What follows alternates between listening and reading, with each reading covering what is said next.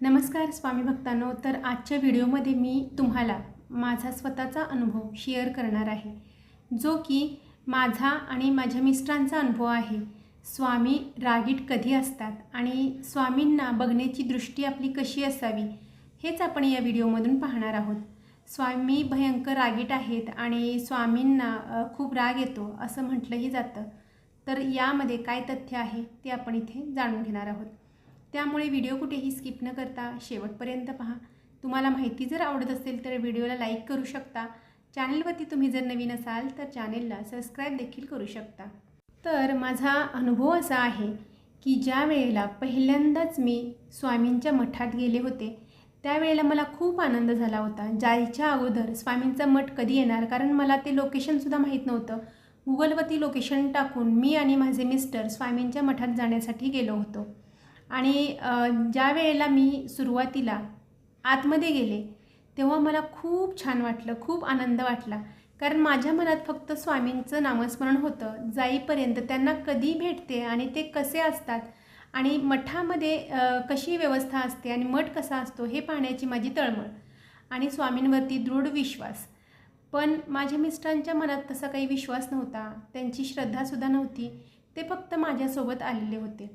आता मठामध्ये आल्यानंतर खूप प्रसन्न वाटलं मला, पण माझ्या मिस्टरांना काहीच वाटत नव्हतं, नॉर्मल वाटत होतं, कारण त्यांची ती श्रद्धा नव्हती।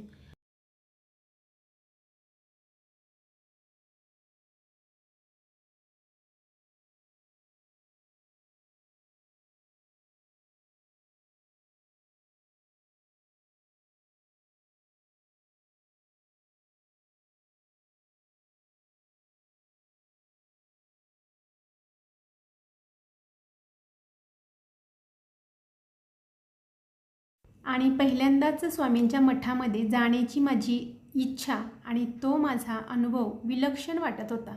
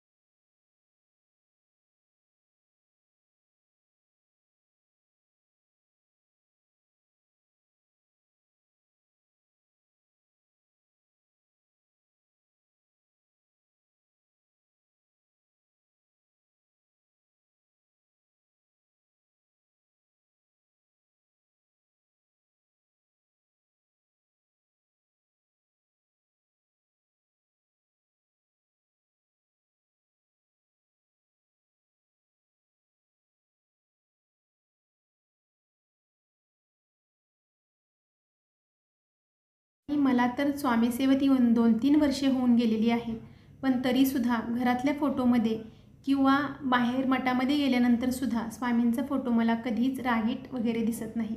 आणि ज्यांना असं वाटतं ना की स्वामी भयंकर रागीट आहेत किंवा ते खूप मोठं असं रौद्ररूप घेतात, आपली काही चूक झाली तर ते आपल्याला क्षमा करत नाहीत, तर हे विचार स्वामी भक्तांनो प्लीज मनातून काढून टाका।